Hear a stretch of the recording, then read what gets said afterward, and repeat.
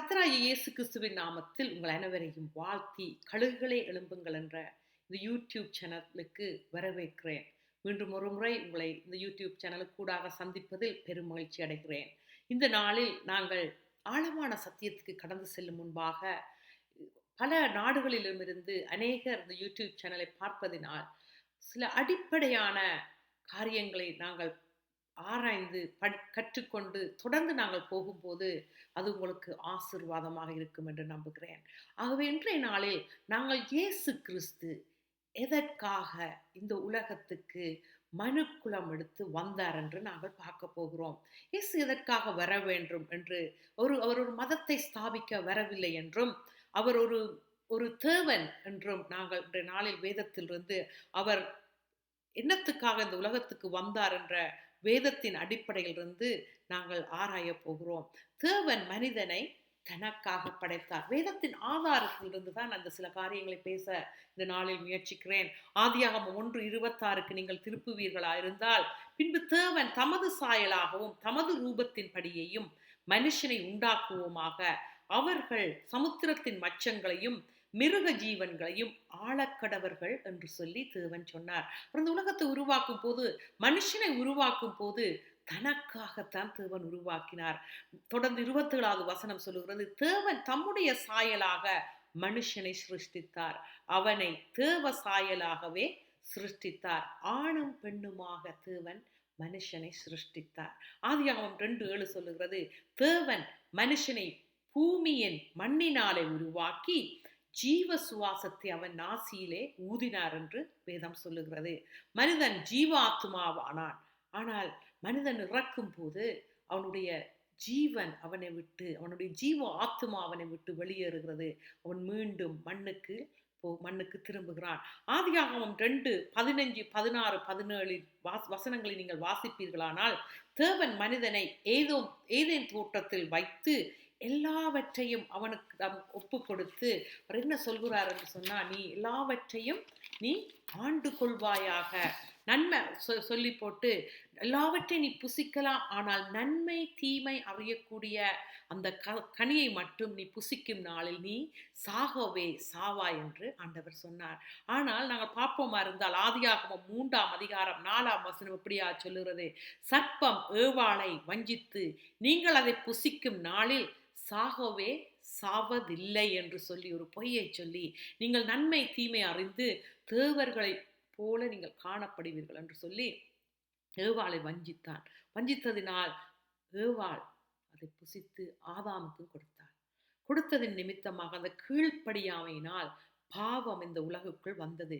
தேவன் இதற்கு ஒரு பரிகாரம் செய்ய வேண்டும் என்று சொன்னால், தேவனுடைய திட்டத்தை சத்துருவானவன் மாற்றிவிட்டான். ஆகவே தேவன் ஆதியாகமம் 3:15 ஆண்டவர் சொல்லுகிறார், உனக்கும் ஸ்திரீக்கும், சத்துருவை பார்த்து சொல்றார், உனக்கும் ஸ்திரீக்கும் உன் வித்துக்கும் அவள் வித்துக்கும் பகையை உண்டாக்குவேன், அவர் உன் தலையை நசுக்குவார், நீ அவர் குதிக்காலை நசுக்குவாய் என்று சொல்லி இயேசு கிறிஸ்துடைய வருகை முதல் தீர்க்க தரிசனமாக வேதாகமத்தில் எழுதப்பட்டது. இதை வாசிக்கும் போது அவளுடைய வித்து, அதாவது ஸ்திரீயினுடைய வித்து, ஸ்திரீ பாவத்துக்கு அவள் உடன்பட்டு அவள் தான் பாவத்தை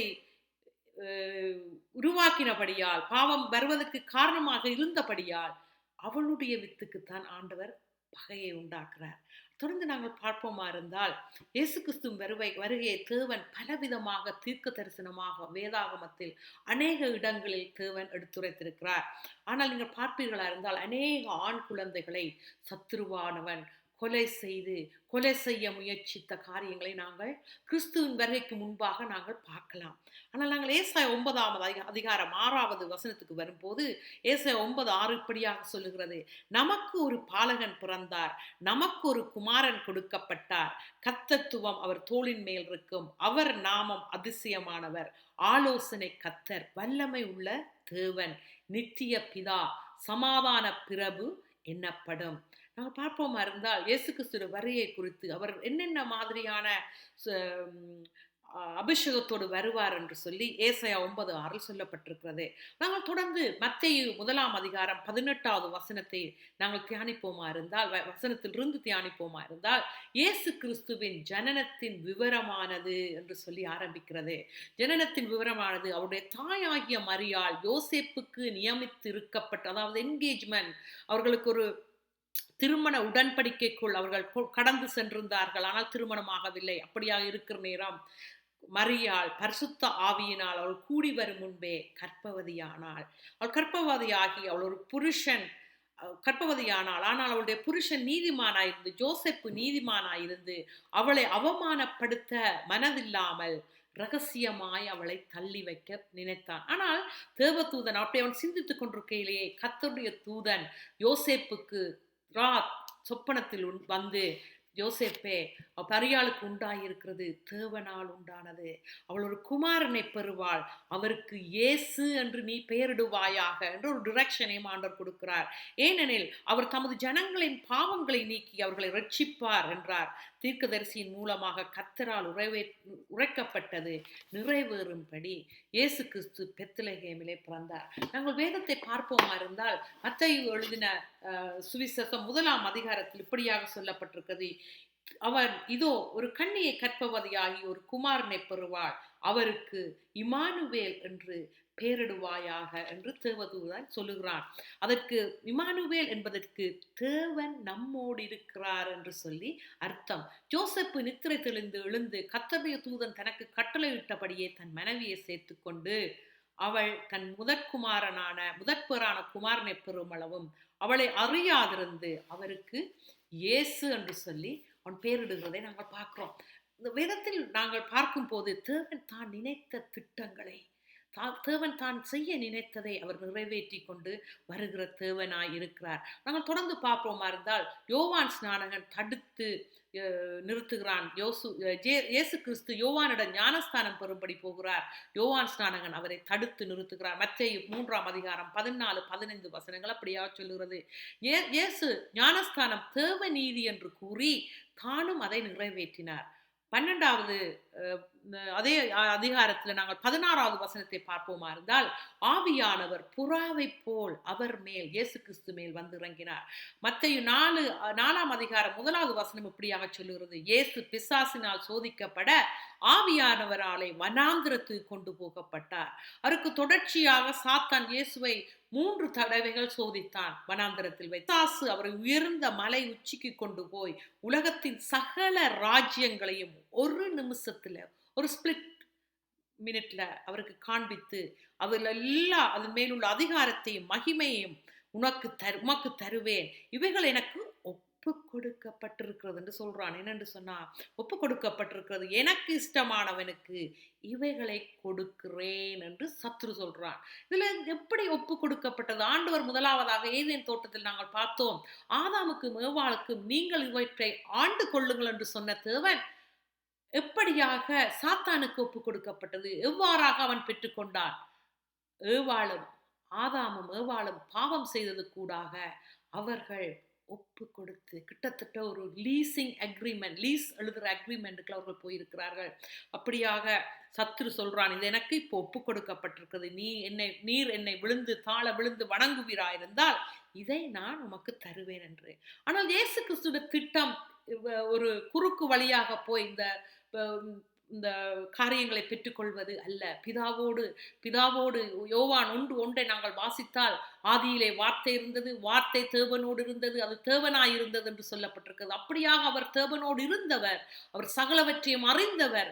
மனுக்குலம் எடுத்து இந்த உலகுக்கு வந்து அவர் சொல்றார் சாத்தானுக்கு, அப்பாலே என்ன சொன்னார் என்று சொன்னார், எனக்கு பின்னாலே போ சாத்தானே என்று சொல்லி உன் தேவனாகிய கர்த்தரை பணிந்து கொண்டு அவர் ஒருவருக்கே ஆராதனை செய்வாயாக என்று எழுதியிருக்கிறதே, வேதத்தில் எழுதியிருக்குதே என்று சொல்லி இயேசு கிறிஸ்துவானவர் அந்த வார்த்தையை கோட் பண்றதை நாங்கள் பார்க்கிறோம்.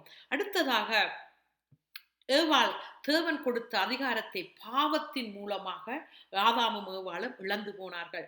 ஆதாமும் ஏவாளும் பாவம் செய்து தேவனோடு பகலின் குளிர்ச்சியான வேளையில் தேவனோடு உறவாடும் சிலாக்கியத்தை இழந்து போனார்கள். தாங்கள் நிர்வாணிகள் என்று உணர்ந்து அத்தி இலைகளை தைத்து தங்களுக்கு அரைக்கச்சைகளை உண்டு பண்ணினார்கள்.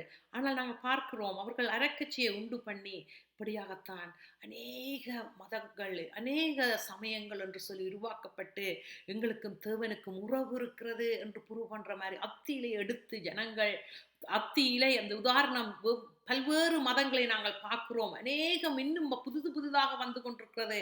ஆனால் தேவனுக்கும் தங்களுக்கும் இருக்கிற உறவை அவர்கள் ஒரு ஒரு ஒரு போலியாக காட்டும்படியாக அத்தியிலே இங்கே அடையாளமாக இருக்கிறது. ஆதியாகமம் 3:21 சொல்லுகிறது, தேவனாகிய கர்த்தர் ஆதாமுக்கும் அவன் மனைவிக்கும் தோல் உடைகளை உண்டாக்கி அவர்களுக்கு உடுத்தினார். முதலாவதாக பலி இடப்பட்டு இரத்தத்தோடு உள்ள தோல் உடை பாவத்தை மூடுவதற்கு அடையாளமாக, நிழலாட்டமாக ஆதாமுக்கும் ஏவாளுக்கும் தோல் உடை கொடுக்கப்படுகிறது. தொடர்ந்து பாவத்தின் நிவர்த்தியாக நீங்கள் தொடர்ந்து பார்ப்பீர்கள் என்றால் வேதத்தில் பலி செலுத்துதல், இரத்தம் தெளித்தல், இரத்தம் சிந்துதல் இவைகள் நடைபெற்றுக் கொண்டே இருந்தது. ஆனால் இயேசு கிறிஸ்து மனுக்குலத்தின் பாவத்துக்காக தன்னைத்தானே சிலுவையில் ஒப்புக் கொடுத்து எங்கள் நோய்கள், எங்கள் சாபங்கள், எங்கள் பாவங்கள் எல்லாவற்றுக்கும் பரிகாரம் செய்தார். மனுஷகுமாரன் பாவிகளான மனுஷர் கைகளில் ஒப்புக் கொடுக்கப்படவும் சிலுவையில் அறையப்படவும் 3ஆம் நாள் எழுந்திருப்பதும் தேவனுடைய திட்டமாயிருந்தது. யோவான் 14:6 சொல்லுகிறது, அதுக்கு இயேசு, நானே வழியும் சத்தியமும் ஜீவனுமாயிருக்கிறேன், என்னாலே அல்லாமல் ஒருவனும் பிதாவிடத்தில் வரான். யோவான் 10:9 இப்படியாக சொல்லுகிறது, இயேசு சொல்லுகிறார், நானே வாசல், என் வழியாய் ஒருவன் பிரவேசித்தால் அவன் ரட்சிக்கப்படுவான், அவன் உள்ளும் புறமும் சென்று மேய்ச்சலை கண்டடைவான். அதே போல 11வது வசனம் யோவான் 10ஆம் அதிகாரத்தில் சொல்கிறது, நானே நல்ல மேய்ப்பன், நல்ல மேய்ப்பன் ஆடுகளுக்காக தன் ஜீவனை கொடுக்கிறான் என்று இயேசு சொன்னார். இயேசு உயிர்த்தெழுந்த பின் மரியாளுக்கு தரிசனமாகி அவர் சொன்னார், யோவான் 20:17 மரியாளை நோக்கி, என்னை தொடாதே, நான் இன்னும் என் பிதாவிடத்துக்கு ஏறி போகவில்லை, நீ என் சகோதரத்துக்கு போய் நான் என் பிதாவிடத்துக்கும் உங்கள் பிதாவிடத்துக்கும் என் தேவனிடத்துக்கும் உங்கள் தேவனிடத்துக்கும் ஏறி போகிறேன் என்று சொல்லென்றார். அந்த சிந்திய இரத்தத்தோடு ஒரே தினம் கடைசியாக அவர் தேவனிடத்தில் சென்று மனு குலத்துக்காக பலி செலுத்தினார். இதற்காகத்தான் இயேசு கிறிஸ்து இந்த உலகத்துக்கு கடந்து வந்தார் என்று சொல்லி நாங்கள் பார்க்கிறோம். நாங்கள் அடுத்ததாக கலாத்தியர் புத்தகத்துக்கு நாங்கள் திருப்பிக் கொள்வோமா இருந்தால், கலாத்தியர் புத்தகத்துக்கு என்னோடு நீங்கள் திருப்புங்கள். இயேசு வேறு எதற்காக வந்தார் என்று சொல்லி நாங்கள் பார்த்து இயேசு கிறிஸ்துவின் வருகைக்காக நன்றி செலுத்த போகிறோம். கலாத்தியர் 3ஆம் அதிகாரம் 12வது வசனம் இப்படியாக சொல்லுகிறது, மரத்திலே தூக்கப்பட்டவனும் சபிக்கப்பட்டவன் என்று எழுதியிருக்கிறபடி கிறிஸ்து நமக்காக சாபமாகி நியாயப்பிரமாணத்தின் சாபத்துக்கு நம்மை நீங்களாக்கி மீட்டுக் கொண்டார். ஆபிரகாமுக்கு உண்டான ஆசீர்வாதம் கிறிஸ்து இயேசுவினால் புறஜாதிகளுக்கு வரும்படியாகவும் ஆவியை குறித்து சொல்லப்பட்ட வாக்குத்தத்தத்தை நாம் விசுவாசத்தில் பெறும்படியாகவும் இப்படியாயிற்று. இயேசு கிறிஸ்து இந்த உலகத்துக்கு வந்த இன்னொரு நோக்கம் எங்களுடைய சாபங்கள், எங்களுடைய பாவங்களுக்கு பரிகாரம். அதாவது அவர் அந்த சிலுவையிலே புறம்பாக தள்ளப்பட்டு அவர் அந்த இடத்துல இரத்தம் சிந்தியதன் மூலமாக எங்களுக்கு அவர் விடுதலை பெற்றுக் கொடுத்தார். வேதம் இப்படியாக சொல்லுகிறது. என்னோடு கூட ரோமர் 10ஆம் அதிகாரத்துக்கு திருப்புவீர்கள் என்றால் 10ஆம் அதிகாரம் 8வது வசனத்திலிருந்து வாசிப்போம். இந்த வார்த்தை உனக்கு சமீபமாக உன் வாயிலும் உன் இருதயத்திலும் இருக்கிறது என்றும் சொல்லுகிறது. இந்த வார்த்தை நாங்கள் பிரசங்கிக்கிற விசுவாசத்தின் வார்த்தையே என்னவென்றால், கர்த்தராகிய இயேசுவை நீ உன் வாயினாலே அறிக்கையிட்டு தேவன் அவரை மரித்தோரிலிருந்து எழுப்பினார் என்று நீ விசுவாசித்தால் நீ ரட்சிக்கப்படுவாய். எழுப்பினார் என்று உன் இருதயத்தில் நீ விசுவாசித்தால் நீ ரட்சிக்கப்படுவாய். நீதி உண்டாக இருதயத்தில் விசுவாசிக்கப்படும், ரட்சிப்புண்டாக வாயினால் அறிக்கை செய்யப்படும். அவரை விசுவாசிக்கிறவனோ அவன் வெட்கப்படுவதில்லை என்று தேவன் சொல்றார். தேவனை விசுவாசிக்கிற யாருமே வெட்கப்பட்டு போவதில்லை என்று கர்த்தர் சொல்லுகிறார். இந்த நாளில் நாங்கள் அதை கேட்டுக்கொண்டிருக்கிற பிள்ளைகளே, நீங்கள் இதுவரை தேவனை யாரென்று அறியாதவர்களாய் இருந்தால், இயேசு கிறிஸ்து ஒரு மதத்தை ஸ்தாபிக்க வந்தவர் அல்ல. அவர் மனுக்குலத்தை மீட்கும்படியாக எங்களுடைய பாவங்களுக்காக. நீங்கள் கேட்கலாம், எங்கே எனக்கு பாவம் உண்டு என்று. ஒரு சிறு குழந்தையை எடுத்து பாருங்கள். அந்த சிறு குழந்தைக்கு பொறாமை, எல்லா விதமான காரியங்களும் எங்கே இருந்து வந்தது? நாங்கள் பிறக்கும் போதே வருகிறது. அந்த பாவங்கள் ஆதாம் ஏவாளுடைய பாவத்தின் நிமித்தம் ஒவ்வொரு மனுஷனும் பிறக்கும்போது பாவத்தோடு பிறக்கிறான். யாராவது இதை கேட்டுக்கொண்டிருக்கிற நீங்கள் எனக்குள் பாவம் இல்லை என்று சொல்வீர்களா இருந்தால் அது நிச்சயமாக அது உண்மையான ஒரு காரியம் அல்ல. பாவம் ஒவ்வொரு மனுஷனையும் வாதித்துக் கொண்டே இருக்கிறது. ஆனால் கர்த்தருடைய வார்த்தை சொல்லுகிறது, நாங்கள் எங்கள் இருதயத்தில் இயேசு கிறிஸ்துவை விசுவாசித்து எங்கள் வாயினால் அறிக்கை பண்ணி அவர் எங்களுக்காக மரித்தார் என்று விசுவாசித்து எங்களுக்காக அவர் இரத்தம் சிந்தினார் என்று நாங்கள் விசுவாசிக்கும் போது தேவன் எங்களுக்கு விடுதலை கொடுக்க வல்லவராய் இருக்கிறார். நீங்கள் ஒரு விசை இந்த நேரத்திலும் நீங்கள் என்னோடு கூட ஜெபிப்பீர்களா? இதை நீங்கள் இதுவரையில நீங்கள் இயேசு கிறிஸ்துவை சொந்த இரட்சகராய் ஏற்றுக்கொள்ளாதவர்களாய் இருந்தால் இந்த நாளில் நீங்கள் என்னோடு கூட ஜெபியுங்கள். பிதாவே, இயேசு கிறிஸ்துவின் நாமத்தினால் நான் உம்மிடத்தில் கடந்து வருகிறேன். வேதம் சொல்லுகிறது யோவான் 6:37 ஆண்டவரே, நீர் உம்மிடம் வருபவர்கள் எவரையும் நீர் புறம்பே தள்ளுவதில்லை என்று. ஆண்டவரே, நான் உமது பாதத்தில் வருகிறேன். நீர் எனக்காக ஆண்டவரே ரோமர் 10:13 சொல்லி இருக்கிறேன், யார் என்னை நோக்கி கூப்பிடுவார்களோ அவர்கள் ரட்சிக்கப்படுவார்கள் என்று. இந்த நாளிலும் ஆண்டவரே, நீர் எனக்காக இரத்தம் சிந்தினீர், எனக்காக நீர் பாடுபட்டீர், என் பாவங்கள் எல்லாவற்றையும் உம்மேல் ஏற்றுக்கொண்டு சிலுவையில் இரத்தம் சிந்தி எனக்காக விடுதலை கொடுக்கும்படியாக உண்மையை ஒப்பு கொடுத்தீர் என்று நான் விசுவாசிக்கிறேன். ஆண்டவர், என்னுடைய வாயினால் இருதயத்தில் நான் விசுவாசித்து என்னுடைய வாயினால் நான் அறிக்கை பண்ணுகிறேன் என்று சொல்லி இந்த ஜெபத்தை என்னோடு கூட ஜெபித்த ஒவ்வொரு பிள்ளைகளை நீர் காண்கிறேன். ஆண்டவரே, அந்த பிள்ளைகள் ஒவ்வொருவருக்கு நீர் ரட்சிப்பின் சந்தோஷத்தை கொடுத்ததுக்காய் நன்றி செலுத்துகிறேன். தொடர்ந்தும் இந்த பிள்ளைகளை நீர் வழி நடத்தும் என்று இயேசு கிறிஸ்துவின் நாமத்தில் ஜெபிக்கிறேன் நல்ல பிதாவே. ஆமேன், ஆமேன். நீங்கள் இந்த ப்ரோக்ராமை தொடர்ந்து நீங்கள் கேட்டு வருகிறவர்களா இருந்தால் நீங்கள் இந்த இந்த இந்த வார்த்தைகளுக்கூடாக நீங்கள் இயேசு கிறிஸ்துவை ஏற்றிருந்தால் நீங்கள் எங்களுடைய வெப்சைட்டுக்கு கடந்து சென்று அங்கே இருக்கிற இமெயில் அட்ரஸுக்கு ariseeagles.com என்ற ariseeagle.com என்ற வெப்சைட்டுக்கு கடந்து சென்று www.ariseeagles@gmail.com என்ற மெயிலுக்கு நீங்கள் உங்களுடைய பெயரையும் நீங்கள் எப்படியாக இந்த புரோகிராம் கூட ஆசீர்வதிக்கப்பட்டீர்கள் என்பதையும் தெரியப்படுத்தும்படி தாழ்மையுடன் கேட்டுக்கொள்கிறேன். தொடர்ந்தும் ரைஸ் ஈகிள்ஸ் என்று நான் சொல்லி கழுகுகளே எழும்புங்கள். நீங்கள் எழும்புகிற டைமுக்கு நீங்கள் வந்து விட்டீர்கள், அந்த நேரத்துக்குள் வந்து விட்டீர்கள். நாங்கள் இப்படியே இருக்க முடியாது, தொடர்ந்தும் நாங்கள் கர்த்தருக்காக ஓடுவோம் என்று இயேசுவின் நாமத்தில் உங்களை ஆசீர்வதிக்கிறேன்.